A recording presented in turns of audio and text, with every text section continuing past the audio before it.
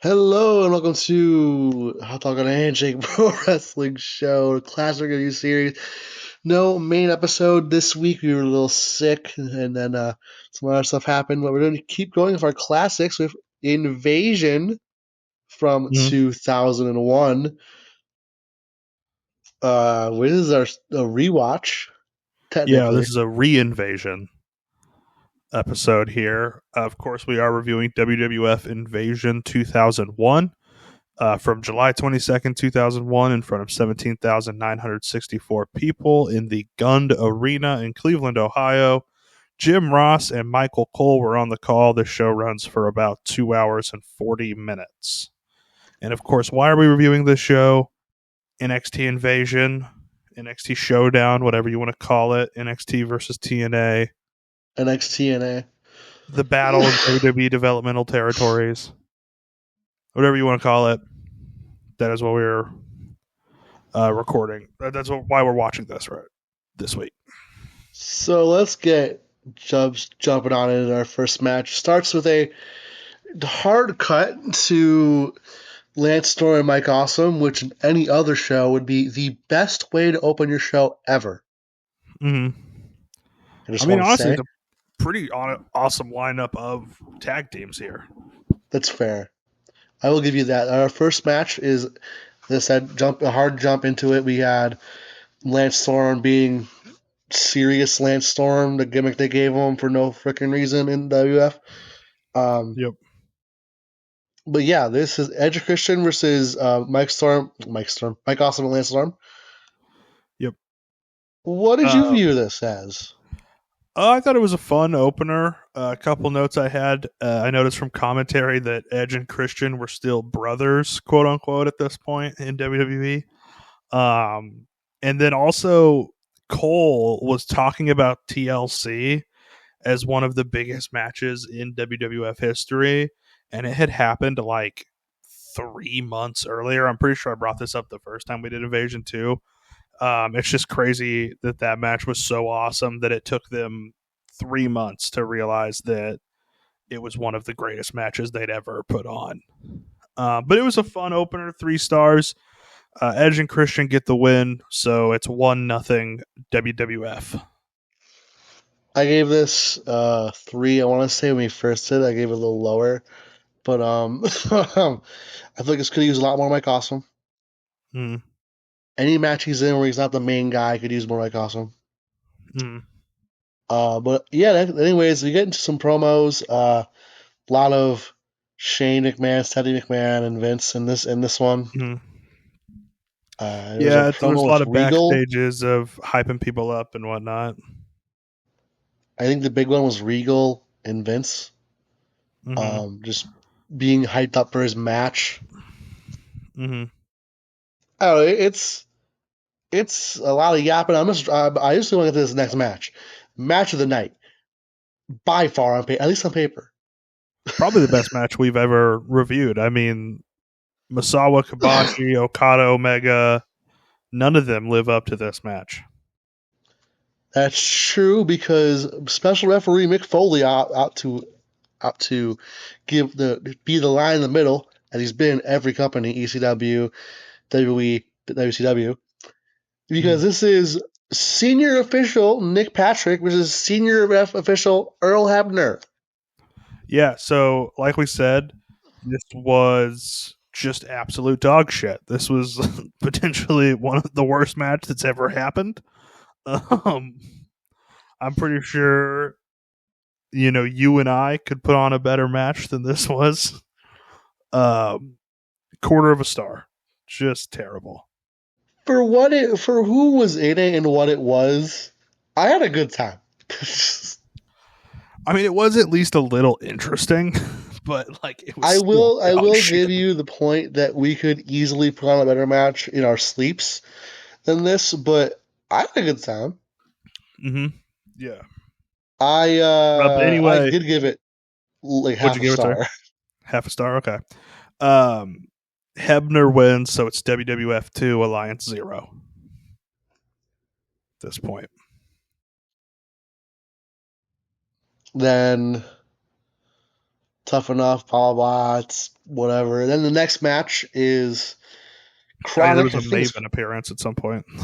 That's right, the Tough Enough commercial. We have to do Tough Enough at some point. At least like one episode. But next is Bradshaw and Farouk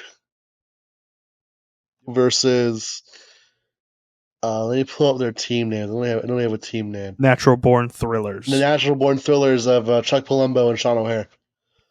So in the pre-match package, there's a Bradshaw promo at WWF New York, which, by the way, WWF New York got a lot of play in promos and stuff at this time. But Bradshaw says the line of the night, which is "Yum yum, come get you some." John Bradshaw Layfield said that. A very John Bradshaw Layfield line, to be fair. But this match was fine. I gave it 2 3/4. It wasn't. I mean, it was interesting. At least it was way better than the last match. But 2.5 for being very whatever. And I think that's the issue with this show, is that a lot of it's going to do whatever. Yeah, it's a very mid show. WWF goes up 3-0 though with this win. Did you know that Chuck Palumbo was in the Voodoo Murderers? That fuck yes stable. Were they on the first Wrestle Kingdom? Is that where? Yeah, with D-Lo and B Squared and what's his face? Okay, all right. Of course he was. You know what? Fuck it. Yeah. Also in it, Big Daddy Voodoo. Of course. Renoir Duprat. Charlie Haas. Lance Cade. And Silver King. Remember the Elvis-looking dude from Festival of Lucha?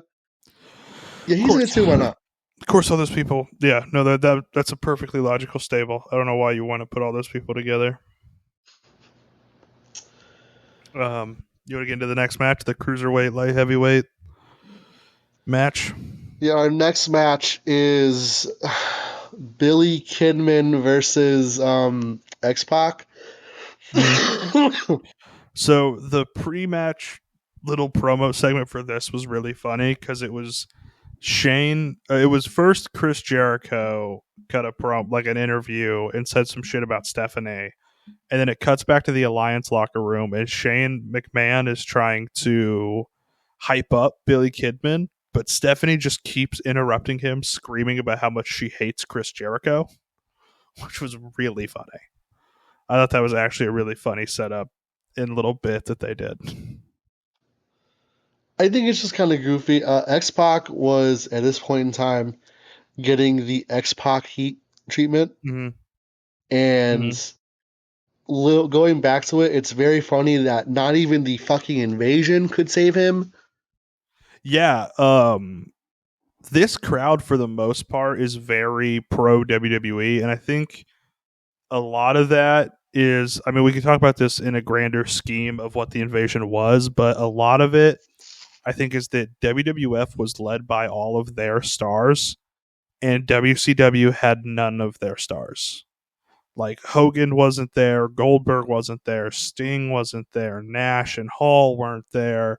Like, all the big names, Brett, Macho Man, like whoever, all these big names just weren't there. It was like Booker T was the biggest name that the Alliance could have gotten Scott Hall. That's the one guy they could have gotten. He got cut before they went under. Yeah. So I guess DDP, Booker T and DDP were probably the biggest guys they could get. And then after that, a lot of their other biggest guys, like the Dudley Boys, were people who had already been in WWE for a while. So like the Alliance felt like they had no real identity. They didn't even have the great ECW guys like Dreamer or Taz or Sabu. Like they had Rob, but Rob wasn't being treated like the top guy he should have been treated like. Well, they had Dreamer and Taz, but they weren't like prominently featured. None of the ECW guys were a big deal in the Invasion, but they had them. Yeah. So they didn't have the top stars from WCW. They didn't properly use the top stars from ECW. So nobody was pro Alliance. It was a one-sided angle, and that's really the most major issue and why this angle never worked. Is that there was Yeah. just no incentive to, one, root for the alliance, but two, and more importantly, believe in the alliance as a credible threat to the WWF. Well, it was always a McMahon angle too, because it was always Shane buying WCW. Yeah, it just, he never felt like, so yeah, I guess Shane and Stephanie never felt like a credible threat to Vince, because Vince had Austin and Undertaker and Angle and Jericho and, you know, But also, you gotta Christian remember, and the they just did Hardys. the fucking McMahon thing last year too. Yeah, the year 2000. But all that being said, the crowd was overwhelmingly pro Alliance when it came to X-Pac. They just hated X-Pac. They fucking hated X-Pac. From the way the crowd reacted, you would think Billy Kidman was a big fucking star. Yeah, honestly though, they put on like the third best match of this show. This match was really good. I had a great time watching this one. It is a pretty solid hand in X-Pac and a pretty good worker in Kidman. Yeah. It's crazy that he was in DX and the NWO and walked away with zero favorability. He was in the two biggest, most popular stables in at least American wrestling history and walked away with everyone thinking he was just a fucking loser. Well, as I love to point out, you are aware who was in his stable at this time, right? Who was in X-Pac stable? Yeah. Who was in X Factor? A-Train was in it, right? Yeah. Just Incredible, was he? Yeah, Headbanger Thrasher, yeah. Okay. Anybody else? No, that was it. Okay. That was it. It's an interesting. You know what? Okay. X Factor tier list, right? It's Just Incredible number 1. I guess not tier list, but just ranking. Just Incredible number 1, X-Pac 2, Albert 3. Are we including Giant Bernard in there? Shit, I didn't think about Giant Bernard. I did not think about. If we include Giant Bernard, it's Giant Bernard 1, Credible 2, Pac 2, Credible 3. I would put Credible over Pac. Okay. I think Credible's like, as 2000, in 2000 and 2001, as ECW is dying off, Credible kind of steps into being a pretty high up the card star. I think he even won the ECW world title at one point. I think that run in the dying days of ECW is better than anything X-Pac ever did. Yeah. And then yeah. Anyway, though, what'd you give this match with Kidman? I gave it a 3. I gave it 3 3/4. I was really high on it. I really liked it. I think that might even be higher than I gave it last time. I'm assuming it is. I think this might be the only one that I changed. The rest of them I was like pretty on. I think I'm going to raise this a little bit. Then our next match is the Regal. It is a Regal match. It is Regal versus Raven. I remember this being incredibly whatever. Really? This match, the next match, the referee thing is just completely inexcusable, but this match and the next match was really kind of where I was like, is this really the best we had to offer, the best combinations of wrestlers to put out there? I mean, Raven and Regal are great, but it just doesn't feel like the big, headlining of a Invasion feud like this. This is like a Raw match. Exactly. And then the same with, as much as I love Chris Kanyon, but him, Hugh Morris, and Sean Stasiak versus Albert, Billy Gunn, and Big Show. That's a SmackDown match. That doesn't even make Raw at this time. No. You're being too nice to that match. That is a WCW Thunder match. Yeah, that's a. Yeah. I mean, really, like that. Yeah, I don't understand. Like, if it was like Big Show Raven 1-on-1, I think that would be credible for this. But it just doesn't feel Invasion worthy. Neither really does the Tajiri Taz. It feels like you could have worked this around a little differently and put something way better together. This match was fine. It had an interference finish.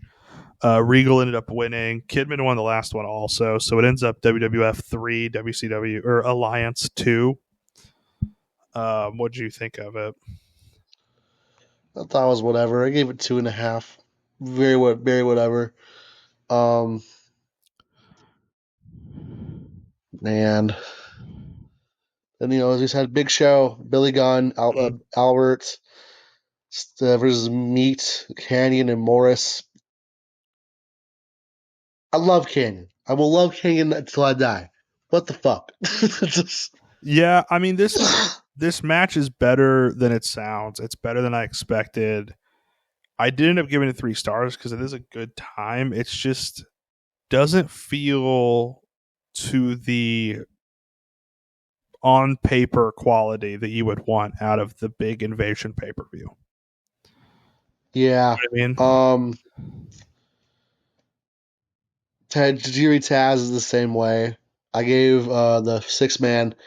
I gave it 2.5. The Tajiri Taz match I gave 2 3/4 because I liked it a little more because it's Tajiri and Taz. 2.5. I just thought they could have done better. And then the Alliance side won the 6-man to even it up at 3, and then here Tajiri wins to send WWF to 4, which it's odd to me that Tajiri was on the WWF team when the Alliance kind of needs as many people as it can get. But then we get into a really great match. I know Bob Holly was that fan in New York. Dude, Bob Holly got so pissed. And was little serious question. It is Bob Holly. Was that scripted? Probably not. Honestly, it seems like something he would just do. Yeah, we love Bob Holly in this establishment. Mm-hmm. And next is, of course, to be said, it's the only good match of the card: Hardy versus RVD. This is Jeff Hardy versus RVD. Yeah, Jeff Hardy RVD. This and the big 5-on-5 are like the 2 best on paper matches, and I think they live up to that and end up being the 2 best matches.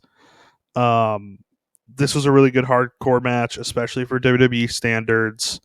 And my favorite spot of the night was when they're up on that like stage that was shaped like a Y for some reason. Yeah, so you could have like the Invasion side or the Alliance side and the WWF side, but because it's a Y, there's the like the opening, like and instead of just continuing to being more stage, it's just a hole. Like it's just a drop off, and RVD just hits Jeff Hardy with a Van Daminator into the hole. It was the best. It's gnarly. Yeah, it reminded me of when I was a kid. The show Sports Nation would do like the cheers and jeers, and I would watch that every morning before school. And one time, one of the jeers was this soccer player celebrating a goal. He runs off the field, jumps over the board onto like this tarp, and then just falls in a hole. Like he didn't know the tarp was covering a huge hole. He just poosh, just gone. It reminded me of that. We should bring back Sports Nation, like for real. We should, yeah. We should bring back good sports content on ESPN networks and like real opinions and stuff, and not just Stephen A. Smith shouting random bullshit to try to get clicks. Blasphemy. Anyway, Rock wins the hardcore title, makes it 4-4. What'd you give it? I gave it 4 stars. I gave it 4.5. Okay. Thought it was really fucking good. Is the kind of thing we'd usually skip completely. It's Stacy and Tori versus Lita and Trish in a bra and panties tag team match. I'm only going to mention that Lita and Trish win to put the WWF ahead 5-4. We're only bringing it up for the scorekeeping. That's it. We can move on to the main event now. Before we do, was fucking Tori and Stacy the only women in the Alliance? I mean, other than Stephanie, probably. Where's Medusa? Great question. Where the fuck's Medusa? Where's Beulah? Where's Francine? They would have got over. Oh, definitely. They definitely would have got over in 2001. In 2001, Francine may have been the most over person in I WWF. think they were probably worried with Medusa that she was better than most of their male roster. So there's that. It would have been crazy if the Alliance just had like Akira Hakuto. They just had some of the women. This would have been done and dusted by like April. God, yeah. Just imagine Akira Hakuto versus Chris Jericho or Kurt Angle. Just getting in there and chopping it up. You want to get to the main event though? We'll get to the main event. Not elimination, not like Survivor Series, just one fall to a finish. The Inaugural Brawl. Undertaker, Kane, Jericho, Angle, and Austin in TWE versus the Dudley Boys, Rhino, DDP, and Booker T. Yes. Before we get into it, the Inaugural Brawl I've always thought was a dumb as shit name. I know, because when's the second brawl? Well, not even that. This isn't even the first brawl. We just watched we just watched 9 matches of Alliance versus WWF. Not to mention this has been going on for when was this one? 3 months. This July. Give or take. July. So this has been going on for like 4 months. 3 months, yeah, because it would have been April.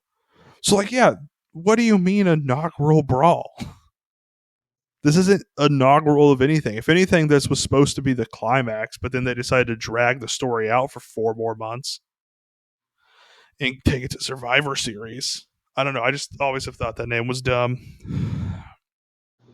But the big thing that happens here is that for the second time in 2001, Steve Austin turns heel. He stuns Kurt Angle to help Booker get the pin. Because, like we said, there were no stars on the Alliance side. So if you were going to continue this and you were going to drag it out until November, you had to have a star flip from WWF to the Alliance. And so they, you know what? They were, if we're going to do it, go big or go home, let's flip Steve Austin. So Booker gets the pin, wins the match for the Alliance. It was really good. My only real complaint is that it was a little long.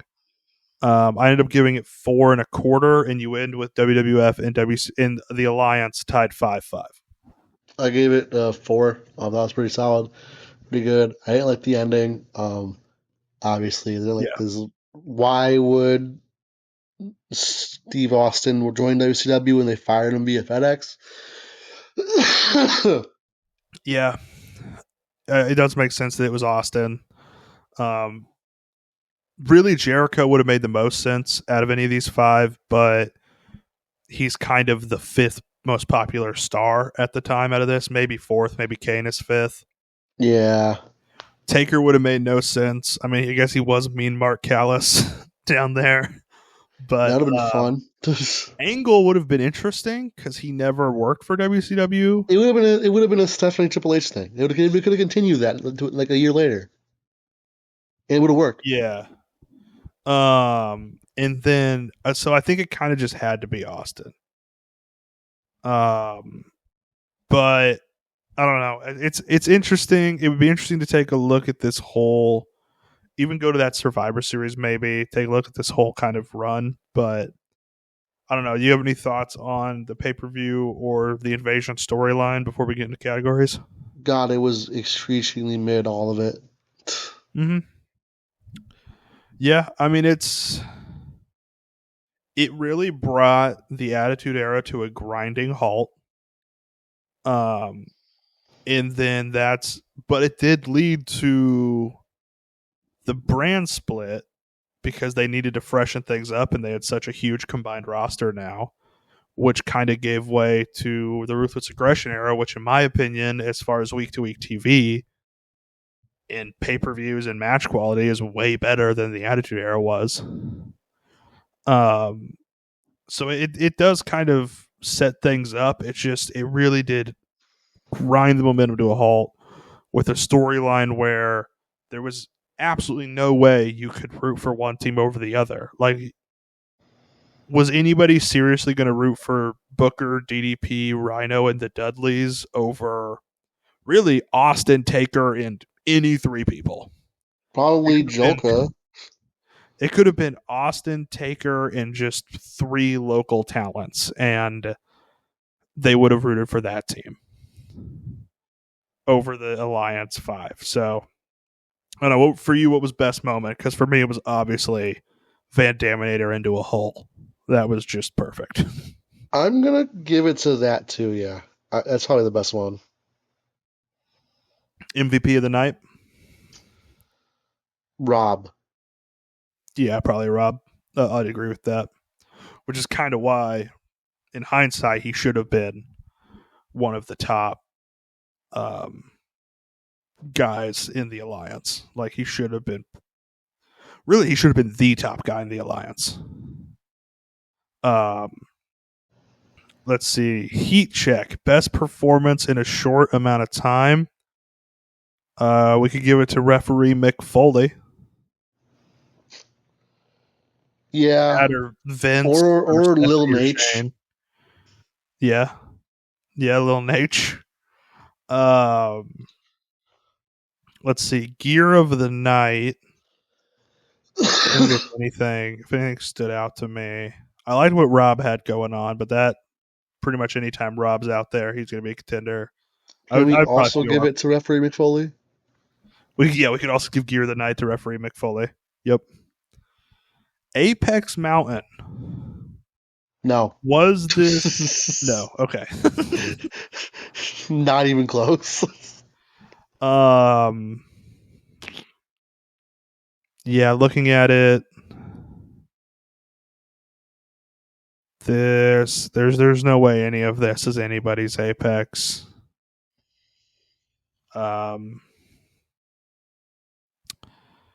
Let's see. What is, because I know it's probably not this, what is the Apex company invasion angle for you? Because we're seeing it now with TNA NXT. We've seen it with like CZW and ROH, right? Yeah.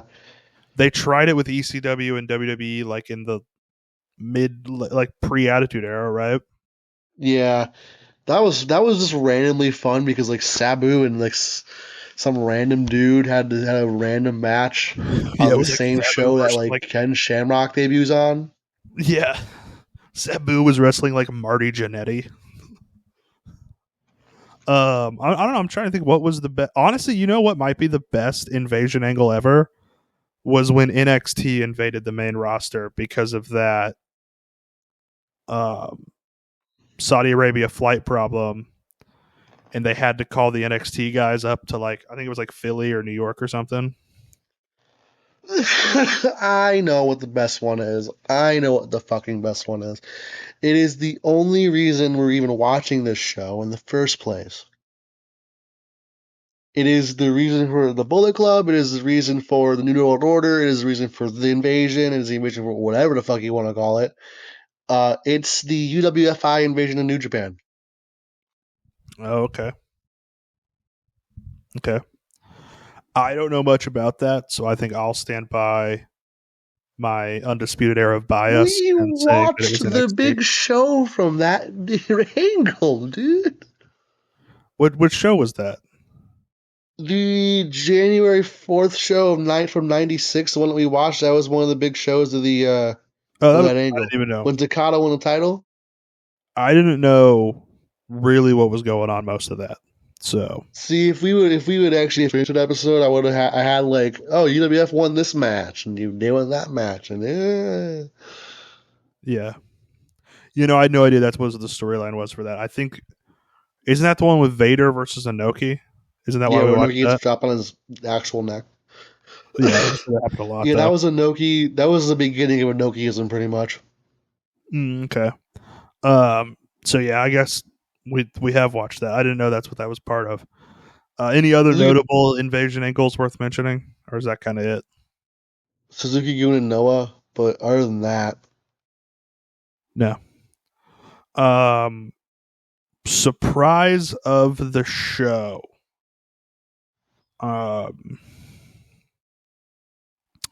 I'm sure at the time it was Stone Cold. It was Stone Cold turning, but obviously we've seen this before. I would say probably Kidman X-Pac. How good that match was is probably the surprise of the show. Yeah, I'll give you that. Recasting. So I think the obvious recasting is if AEW and GCW teamed up to invade the WWE. What would be our 5-on-5? Okay, so GCW and AEW, are we doing the exact amount we got in this match or no? Well, because it is the way it's set up is 3 guys from what would be GCW and 2 guys from what would be AEW. But the thing is, the way this is set up, we have to cancel out all the top stars. Right? Of AEW at least, yeah. Of AEW, yeah.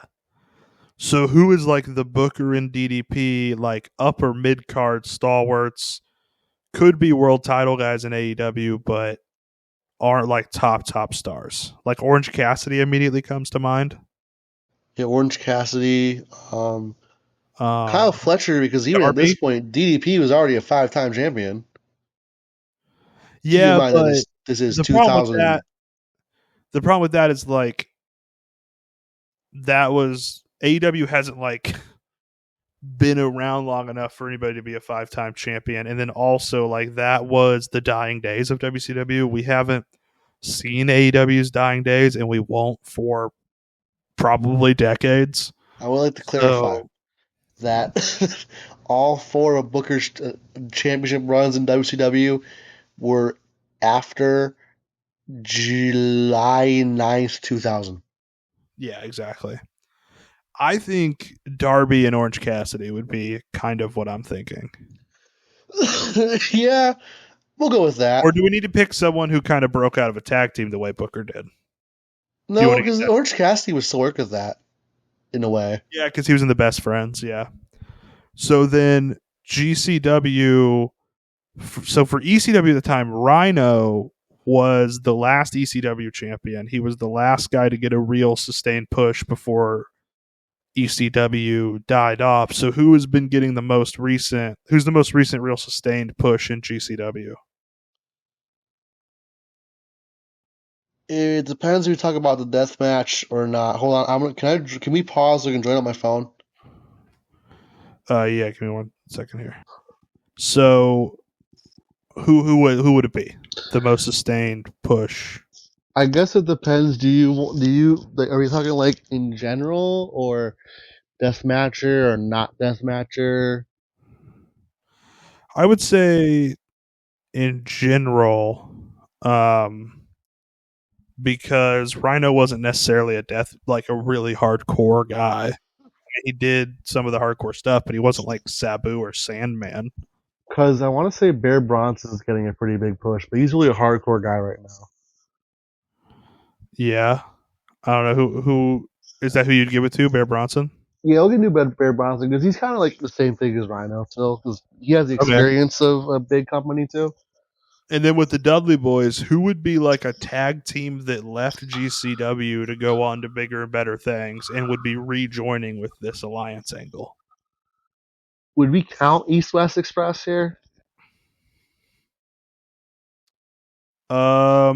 Unless there's a better option, I think we can. Is there anybody better that is tag team wise really moved on from GC Dub and then joined up with another promotion? There's a team that I'm not gonna say ever because okay. So is this a current cast recasting or is it like an all-time recasting? It would be a current, I would say. Do you want to? I'm going to throw in legitimate tag team champions of EGCW for 26 days, the Motor City Machine Guns. Fair. So it's the Machine Guns joining Team AEW GCW with Orange Cassidy, Darby Allin, and Bear Bronson. So who is so Stone Cold right now? Is that Cody? I guess you know what, Stone Cold Taker. We'll just say Cody and Roman. Yeah. Take those two spots. Kane up there kind of riding the coattails of Taker, so I think that could be Rollins kind of riding in with Roman. I mean, he's bigger than Kane ever was, but we'll give Rollins that spot. Okay. Who would be Angle right now? Because Angle was well established at this point. He's been world champion. He's a top guy. Punk? Okay, I like that. Kinda having feuds, but not title feuds. Yeah. And then Jericho, upper mid card guy. Is there one who was formerly in AEW that would be a fun pick here? Where do you put up until Black? like 2 months ago would have been Andrade. Alistair, yeah. I think Alistair Black would be the right pick. Yeah. So it's Alistair, Punk, Seth, Cody, and Roman. And then, dude, in this case, Cody turning hits Punk with the crossroads so that Darby can pin him would be an insane angle. Cody rejoining AEW, his baby.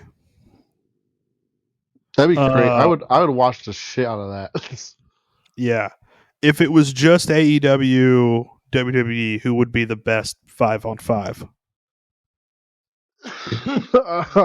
I'm going in terms of like purely in ring here.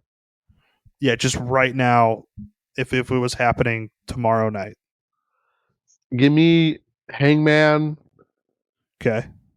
Give me Kenny. I would say you have to have Kenny and the Bucks in there.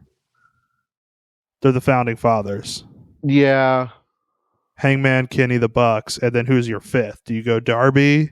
Do you go Takeshita? Do you go Fletcher? I think in terms of go Mox? pure in ring talent, you go Fletcher, but I think Mox will make the most sense. Okay, so it's Hangman, the Bucks, Kenny, and Mox. WWE side, Cody and Punk have to be in there just because of the history with AEW, right? Yeah. And then is it Roman? Is Cena in there? Do you throw Cena on the WWE side? I mean, he is Mr. WWE. I would, and then like as like a dark horse, I'd put Gunther in as like a Chris Jericho type guy. Okay, I like that. I like the Gunther as the dark horse. That's great. Yeah. Best double feature. I think if you watch this Inaugural Brawl and then watch the Survivor Series 5-on-5, that would probably be pretty great. Yeah. And then Wrestling Criterion Collection, I don't think anything makes it. So let's move on to Classic Hot Dog, Classic Handshake. What would you give this Classic Handshake to? The referee match. No. I think there's only one right answer here, and it's Jeff Hardy and Rob Van Dam. I was going to say there were only two real picks. And that's Jeff versus Rob, and that is the Inaugural Brawl. I went with the Inaugural Brawl. I thought it was just a little bit more fun. I liked the chaos of it. I liked, just the meaning of it. I also liked that it was the pinnacle of like this WWE episode 5-4. If they drop this, it's a tie game, and then we don't know what happens. So I liked it. I liked the drama of it. Out of 10, what would you rate this show?